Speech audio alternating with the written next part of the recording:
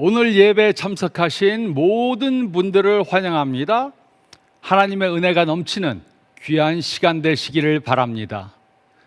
오늘 성경 말씀 보겠습니다.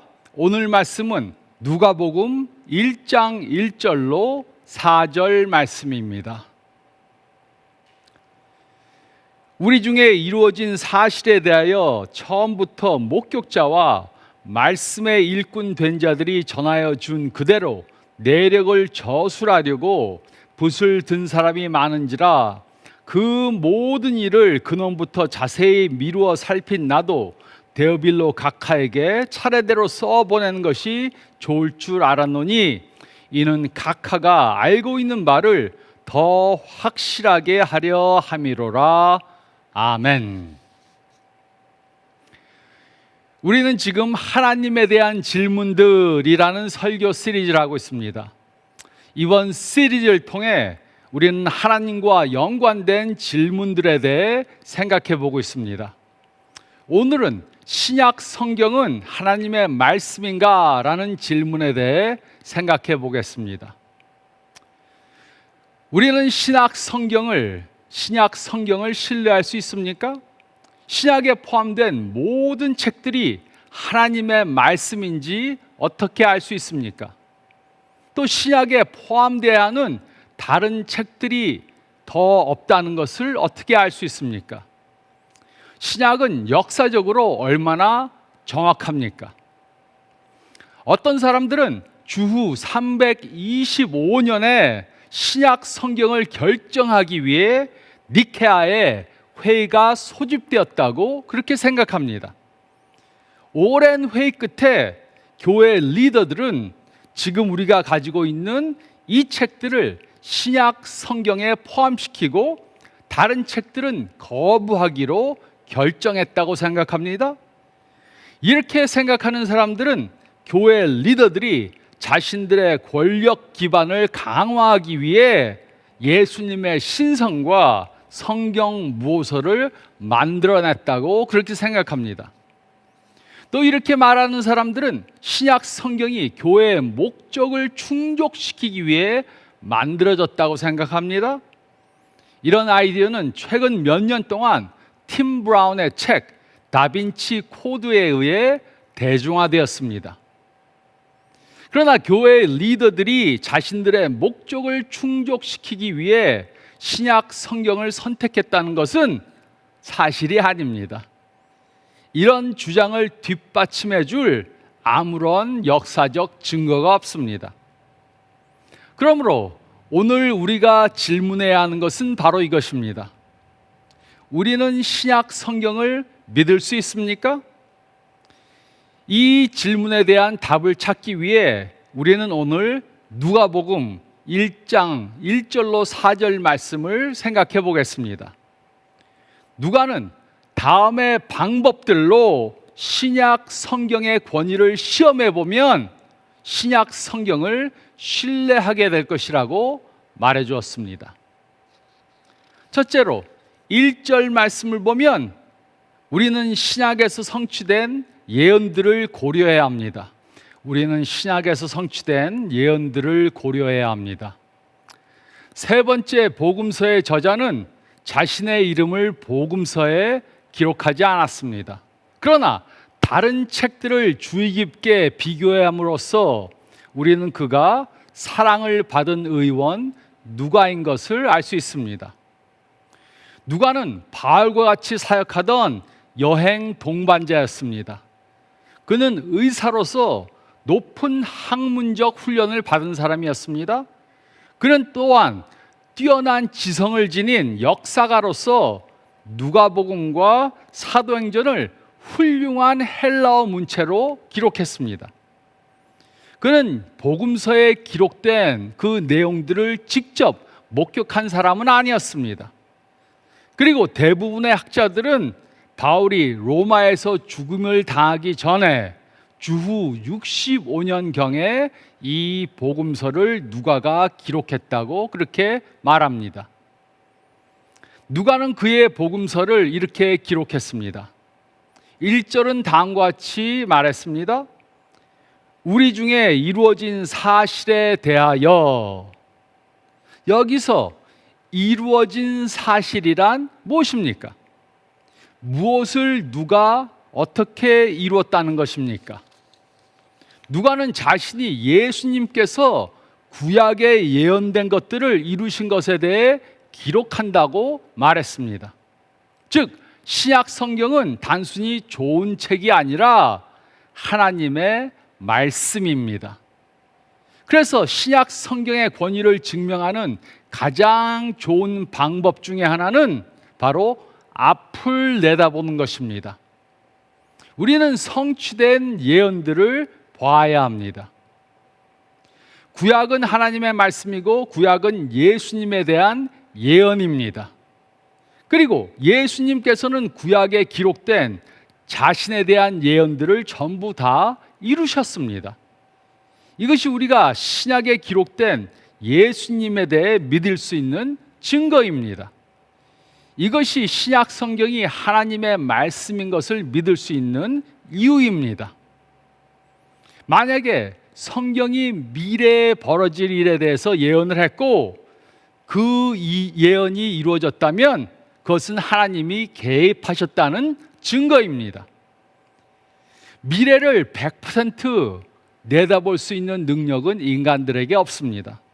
그러므로 성경이 정확하게 미래의 사건을 예측할 수 있었다면 성경이 사람의 말이 아니고 하나님의 말씀임을 알게 되는 것입니다. 성경에는 미래에 대한 말씀이 많이 기록되어져 있습니다. 우리는 이것을 예언이라고 부릅니다. 성경이 예언하는 것 중에 가장 중요한 것은 바로 메시아에 대한 예언입니다. 구약 성경에는 메시아가 무엇을 이룰 것인지 그런 예언이 적어도 60번 이상 기록되어 있습니다. 이 예언 중 일부는 예수님의 통제하에 있었지만 이 예언들 중 많은 것들은 예수님이 직접 통제할 수 있는 것이 아니었습니다. 그중 세 가지 예를 살펴보겠습니다. 미가서 5장 2절은 메시아가 베들레헴에서 태어날 것이라고 예언했습니다. 이 예언은 마태복음 2장 1절에 예수님의 부모님들은 나사렛에서 살고 있었지만 예수님이 태어나실 때 인구 조사가 있어서 베들레헴으로 가심으로 성취되었습니다. 스가랴 11장 12절은 메시아가 은 30에 팔릴 것이라고 예언했습니다. 그리고 이 예언은 마태복음 26장 15절에 가롯 유다가 예수님을 배반하고 은 33개를 받음으로 성취되었습니다. 또 시편 22장 16절은 그의 손과 발이 찔릴 것이라고 예언했습니다. 이 예언은 예수님께서 십자가에 못 박히시고 손과 발이 찔리심으로 이루어졌습니다. 특히 이 예언이 놀라운 것은 시편 22편을 기록할 당시에는 십자가형이 아직 만들어지지 않았다는 것입니다. 구약은 사건이 일어나기 전에 사건을 정확하게 예언했습니다. 그리고 신약도 미래에 벌어질 사건들을 정확하게 예측했습니다. 예루살렘의 멸망, 복음의 전파, 로마 제국의 멸망, 예수님의 재림과 같은 사건들을 예언했습니다. 성경을 제외한 거의 모든 종교 경전들은 미래에 관한 예언을 기록하지 않았습니다. 또 어떤 책들은 미래에 대해서 예측하려고 했지만 비참하게 실패했습니다. 이것이 여호와의 증인과 몰몬교가 자신들의 책들을 계속해서 업데이트하는 이유입니다. 예언했다 틀렸으니까 그것을 고치는 것입니다. 그러나 성경에는 미래를 정확하게 예언한 놀라운 기록들이 있습니다. 구약은 예수님께서 이루실 일들을 예언했습니다. 신약은 예수님께서 그 구약의 예언들을 전부 다 이루셨다고 말하고 있습니다. 또 신약에는 많은 예언들이 기록되어져 있고 이 예언들은 이루어졌고 또 지금도 이루어져 가고 있습니다. 신약 성경은 미래를 예측하는데 타의 추종을 불허하는 기록을 가지고 있습니다. 그래서 이것이 신약 성경이 초자연적으로 기록되었음을 증명해 줍니다. 이것이 우리가 신약 성경을 하나님의 말씀으로 믿는 이유입니다. 우리는 이루어진 예언들을 살펴봐야 합니다. 그러면 성경이 하나님의 말씀임을 알게 됩니다. 구약만이 아니고 신약도 하나님의 말씀임을 알게 됩니다. 우리는 성취된 예언들을 고려해야 합니다. 우리는 성취된 예언들을 고려해야 합니다. 그리고 둘째로 2절로 3절 말씀을 보면 우리는 신약 책들의 일관성을 고려해야 합니다. 우리는 신약 책들의 일관성을 고려해야 합니다. 누가는 신약 성경을 기록한 사람들이 자신의 책들을 어떻게 기록했는지 알려주었습니다. 2절과 3절은 다음과 같이 기록했습니다. 처음부터 목격자와 말씀의 일꾼된 자들이 전하여 준 그대로 내력을 저술하려고 붓을 든 사람이 많은지라 그 모든 일을 근원부터 자세히 미루어 살핀 나도 데오빌로 각하에게 차례대로 써보내는 것이 좋은 줄 알았노니. 어떤 사람들은 성경이 기록된 방식이 이렇게 했다, 성경이 이렇게 기록되었다 이렇게 생각합니다. 어느 날 하나님께서 한 사람을 불렀습니다. 그 사람이 사도 요한이라고 그렇게 생각해 보시기 바랍니다. 하나님께서는 요한에게 자신이 말하는 것을 그대로 기록하라고 말씀하셨습니다. 태초에 말씀이 계시니라. 이 말씀이 하나님과 함께 계셨으니 이 말씀은 곧 하나님이시니라. 이렇게 말씀하시니까 요한은 그대로 글자 그대로 다 받아서 썼습니다. 어떤 사람들은 성경이 이렇게 기록되었다고 생각합니다. 물론 성경의 어떤 부분들은 이렇게 기록되어졌습니다. 특히 구약의 예언들은 이렇게 기록되었습니다. 하나님이 말씀하시고 선지자들은 그것을 그대로 받아서 썼습니다. 하지만 대부분의 성경은 이렇게 기록되지 않았습니다.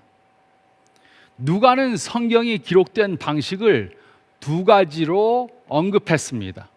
첫째로 어떤 사람들은 자신들이 본 것을 그대로 기록했습니다. 마태복음과 요한복음의 경우에는 마태와 요한이 자신들이 직접 보고 듣고 한 것을 그대로 기록했습니다. 그렇지만 둘째로 마가와 누가와 같은 사람들은 자신들이 기록한 것을 직접 목격하지 않았습니다. 그들은 예수님께서 하신 것들과 말씀하신 것을 직접 보고 듣지는 못했습니다. 따라서 그들은 다른 사람들에게 그 일들을 들어야 했습니다. 그들은 목격자들을 인터뷰해야 했습니다. 그리고 그들이 조사한 것을 그대로 기록했습니다. 이 모든 과정에서 성령님께서 그들을 인도하시고 그들에게 영감을 주셔서 하나님의 말씀을 기록하게 되었습니다. 따라서 그들의 글에는 자신들만의 독특한 성격과 문체가 보여집니다. 예를 들어 마태는 세금 징수원이기 때문에 숫자에 많은 주의를 기울였습니다. 세금을 걷던 사람이었기 때문에 숫자에 굉장히 자세하게 기록했습니다. 또 누가는 의사였기 때문에 예수님의 치유 사역에 대해서 병 고치신 것에 대해서 자세히 기록했습니다. 그러므로 신약의 책들은 사람들이 쓴 것이지만 100% 하나님의 말씀입니다. 그들의 성격이 들어가져 있고 그들의 관심이 들어가 있지만 100% 하나님의 말씀입니다. 그렇기 때문에 성경은 많은 사람들이 오랜 세월에 걸쳐서 기록했지만 그 메시지에는 일관성이 있습니다. 그리고 여러 저자들 사이에 모순이 없습니다. 물론 성경에 모순이 많다고 주장하는 사람들도 있습니다. 제가 대학교에서 종교학 수업을 들었을 때 교수들은 성경에 모순이 많다고 그렇게 지적하려고 애를 썼습니다. 예를 들어 마태복음 15장과 마가복음 8장은 예수님이 4,000명을 먹이셨다 이렇게 기록했습니다. 그러나 요한복음 6장은 예수님이 5,000명을 먹이셨다 이렇게 기록했습니다. 따라서 서로 모순되는 두 숫자 4,000과 5,000은 둘 다 동시에 맞을 수 없다 이렇게 말합니다. 그러나 마태복음 14장, 마가복음 6장, 누가복음 9장에도 예수님이 5,000명을 먹이셨다고 기록되어 있습니다. 그러므로 이것은 모순이 아니라 두 번의 다른 사건들을 기록한 것입니다. 예수님께서는 한 번 4,000명을 먹이셨습니다. 또 다른 때에 예수님께서는 5,000명을 먹이셨습니다. 누가와 요한은 그 중에 단 하나의 사건만 기록했습니다. 그리고 마태와 마가는 두 사건을 둘 다 기록했습니다. 그러므로 이것은 모순이 아닙니다. 어떤 사람이 성경에 모순이 있다고 말하면 저는 그에게 예를 달라고 말합니다. 그러면 그들은 항상 똑같은 예를 줍니다. 그 이유는 그들이 성경을 읽다가 그 모순된다고 생각하는 것을 발견했기 때문이 아닙니다. 그 대신 그들은 누군가가 말하는 것을 듣고 조사도 해보지 않고 그들의 말을 그대로 믿었기 때문입니다. 성경은 많은 사람들이 오랜 기간 동안 기록한 책이지만 그 메시지에 일관성이 있습니다. 책에 기록된 것들에 모순이 없습니다. 어떤 사람들은 우리가 지금 사도들이 기록한 원본을 갖고 있지 않기 때문에 이 책들을 신뢰할 수 없다고 그렇게 말합니다. 물론 그 시대에는 복사기나 인쇄기가 없었습니다. 따라서 원본이 헤어지면 서기관들이 손으로 그대로 복사해야 했습니다. 그러므로 우리가 지금 가지고 있는 것이 원본을 정확하게 복사한 것인지 어떻게 알 수 있습니까? 그 문제에 대한 답은 간단합니다. 그 증거는 우리가 가지고 있는 사본의 수에서 나옵니다. 24,000개 이상의 고대 신약 성경 사본들이 있습니다. 그것들을 서로 비교해 보면 우리는 서기관들이 그 문서들을 매우 정확하게 복사했다는 것을 알 수 있습니다. 대부분의 신학자들은 우리가 지금 가지고 있는 신약 성경은 원본과 99.5% 똑같다 그렇게 말합니다. 그리고 우리가 확신할 수 없는 0.5%는 교리나 다른 중요한 가르침과 상관이 없습니다. 대부분은 어순과 같은 것들입니다.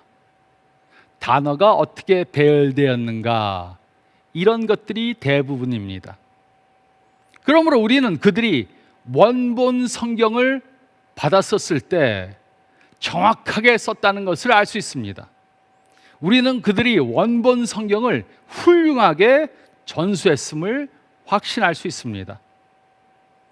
신약 성경의 권위를 증명하는 가장 좋은 방법 중에 하나는 바로 성경 안을 들여다보는 것입니다.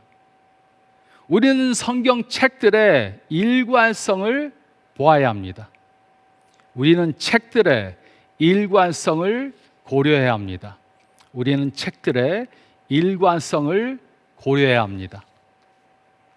그리고 셋째로 4절 말씀을 보면 우리는 성령의 내적 확신을 고려해야 합니다. 우리는 성령의 내적 확신을 고려해야 합니다. 성경이 하나님의 말씀이라고 믿는 이유는 다른 사람들의 판단이나 다른 사람들의 의견이나 교회의 결정에 근거한 것이 아닙니다. 대신에 성경이 하나님의 말씀이라고 믿는 이유는 성령의 증거에 근거한 것입니다. 이것을 존 칼빈은 성령의 내적 증거 또는 내적 확신이라고 그렇게 불렀습니다. 이것은 우리들이 성경을 읽을 때 마음속에 성령이 역사함으로 말미암아서 성경을 하나님의 말씀이라고 확신하게 하는 것을 뜻합니다. 4절은 다음과 같이 기록했습니다. 이는 각하가 알고 있는 바를 더 확실하게 하려 함이로라. 누가는 자신의 복음서를 기록해서 데오빌로라는 사람에게 전달했습니다. 우리는 이 사람이 누구인지 확실하게 알지 못합니다. 그러나 누가는 데오빌로가 자신이 기록한 것을 읽을 때 믿는 것의 확실함을 더 얻게 될 것이라고 말했습니다. 그 이유는 그가 책을 읽을 때 성령님께서 그에게 진리를 깨닫게 하시기 때문일 것이라는 것입니다. 어떤 사람들은 복음서가 예수님께서 돌아가신 지 적어도 4세기 후에 기록되었다고 주장합니다. 그리고 복음서를 쓴 사람들이 예수님의 지위를 하나님으로 격상시켰다. 예수님은 자신이 하나님이라고 말씀하신 지가 없는데 이들이 그렇게 하나님이라고 만들었다. 이렇게 주장합니다. 그래서 예수님의 사건과 가르침을 전혀 믿을 수 없다. 이렇게 주장합니다. 이것이 사실입니까? 아닙니다. 이런 주장에는 역사적 근거가 하나도 없습니다. 초대 그리스도인들은 성경 말씀을 받고 그것을 읽을 때 즉시 그 권위를 알아봤습니다. 그 권위를 인정했습니다.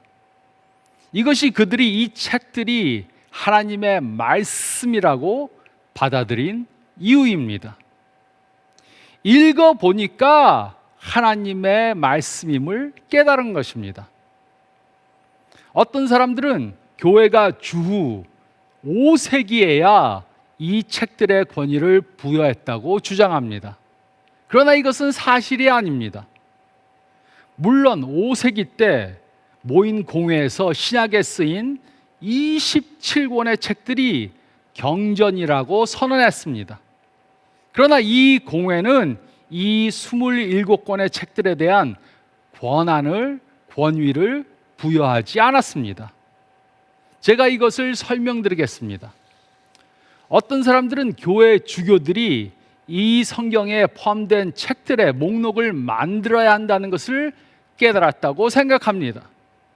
그래서 그들은 회의를 열어서 어떤 책들은 선택하고 다른 책들은 거부하기로 결정했다고 주장합니다.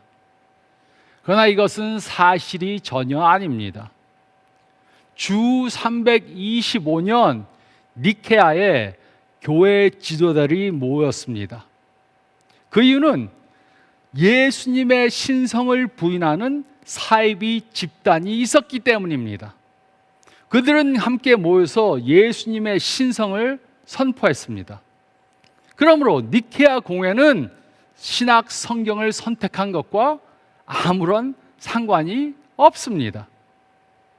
니케아 공의회가 있은 지 100년 후에 교회 리더들이 모여서 이 신약에 있는 27권의 책들 하나님의 말씀으로 선포했습니다. 그 시기에 사이비 종교들이 있었는데 그들은 나중에 기록된 책들을 성경의 일부로 포함시키려고 했습니다. 그래서 이들이 모여서 성경의 목록을 다시 만들어 놓고 다른 책들을 정죄한 것입니다. 이때야 신약 성경 27권의 권위를 부여한 것이 아닙니다. 권위는 처음부터 이 책들이 가지고 있었고 다른 책들이 성경의 일부가 아니라고 정죄한 것입니다. 이들이 신약 27권의 권위를 부여한 것이 아니고 그들은 단지 27권의 책들의 권위를 선포했을 따름이고 나중에 쓰여진 다른 책들을 부인한 것입니다. 어떤 사람들은 잃어버린 책들이나 성경의 비밀책들이 있다고 그렇게 믿습니다. 그러나 그 책들은 분실되었던 책들이나 아니면 비밀적인 책들이 전혀 아닙니다. 초대교회는 이 책들이 존재하고 있음을 잘 알고 있었습니다. 주 3세기에 영지주의자라고 불리는 이단 그룹은 나중에 쓰여진 몇 권의 책들을 성경에 포함시키려고 했습니다. 그래서 초대교회는 하나님의 말씀으로 인정하는 책들의 목록을 만들어내고 다른 책들은 정죄한 것입니다. 여기서 제가 한 가지를 강조하고 싶습니다. 교회 리더들은 이 책들의 권위를 부여하지 않았습니다. 그 권위를 인정했을 따름입니다. 그러므로 신약 성경에 있는 책들이 하나님의 말씀이라는 것을 어떻게 알 수 있습니까? 우리가 이 책들을 읽을 때 우리는 알게 됩니다. 우리가 이 책들을 읽을 때 우리는 성경이 말한 대로 해야 할 것이기 때문에 변해될 것이기 때문에 그 권위를 인정할 것입니다. 이 책들은 우리의 죄를 정죄할 것입니다. 그리고 이 책들은 우리가 어떻게 해야 변화하는 삶을 살 수 있는지 알려줄 것입니다. 그리고 그 말씀에 순종하면 정말 변화됩니다. 이것이 우리가 이 책들을 읽을 때 일어나는 결과입니다. 그래서 신약 성경의 권위를 증명하는 가장 중요한 방법 중에 하나는 내적 확신을 보는 것입니다. 우리는 성경을 읽을 때 성령님께서 주시는 확신을 봐야 합니다. 우리는 내적 확신을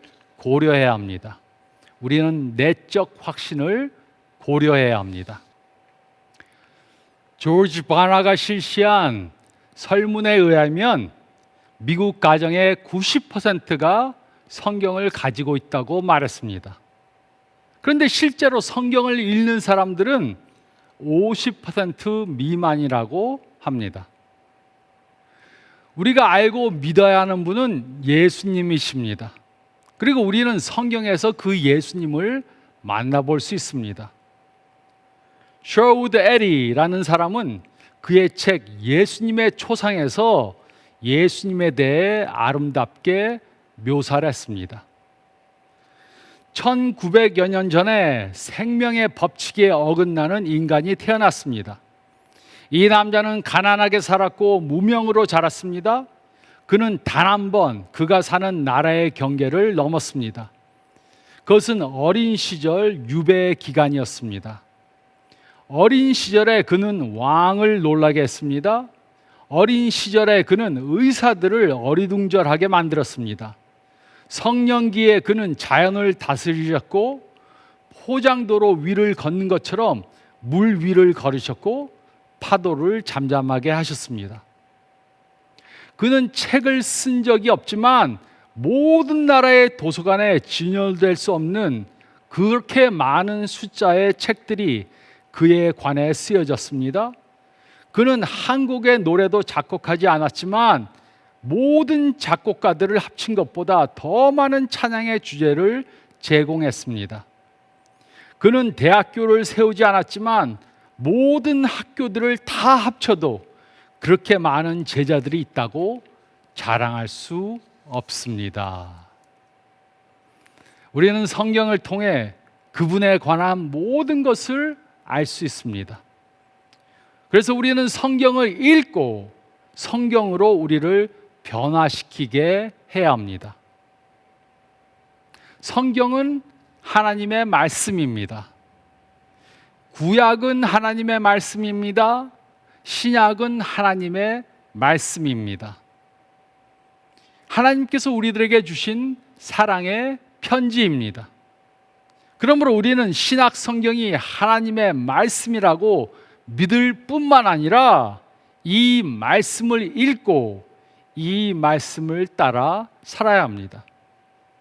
그러면 우리는 신약이 약속한 하나님께서 주시는 그런 풍성한 삶을 살게 될 것입니다.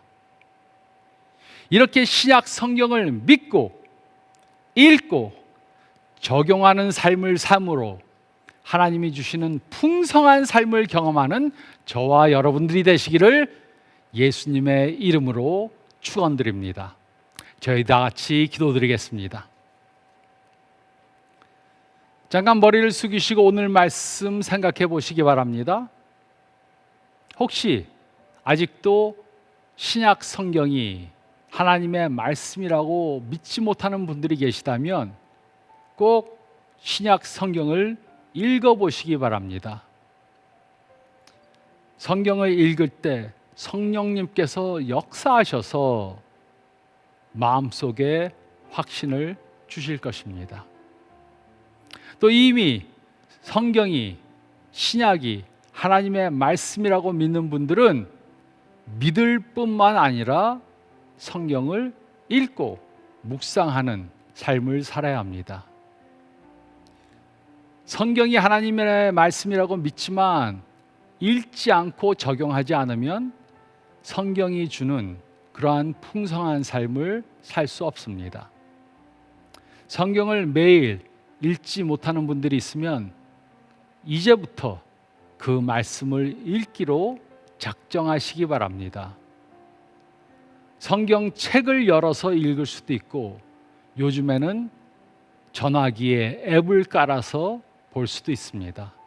시간 나는 대로 성경을 읽고 적용함으로 놀라운 축복된 삶을 사시기 바랍니다. 제가 기도하겠습니다. 주님 감사합나이다. 하나님이 우리에게 성경을 통해 말씀을 주심을 감사드립니다. 이 말씀을 믿는 것에 끝나지 않도록 도와주시고 믿기 때문에 읽고 적용함으로 성경이 가져다주는 그 축복된 삶을 경험하게 도와주시옵소서. 그렇게 함으로 성경이 과연 하나님의 말씀이란 것을 더욱더 확신하게 도와주시고 말씀을 따라 축복된 삶을 삶으로 주위에 있는 사람들에게 예수님을 전하는 저희 모두가 되게 역사해 주시옵소서. 또 여러 가지 어려운 일들로 교회에 출석하지 못하고 있는 분들이 있으면 교회에 다시 돌아가게 도와주시고 그 믿는 예수님을 함께 모여 예배하는 공동체 안에 들어가게 도와주시고 역사해 주시옵소서. 감사드릴 때 이 모든 말씀 우리 주님 예수 그리스도의 이름 받들어 간절히 기도드리옵나이다. 아멘. 이번 주간 동안 이렇게 꼭 성경 말씀 읽으시기 바랍니다. 그리고 주일 예배에 참석하지 못하고 있는 분들은 꼭 집 근처에 있는 교회에 출석해서 같이 예배 드리시기 바랍니다. 축복된 한 주간 되시기 바랍니다.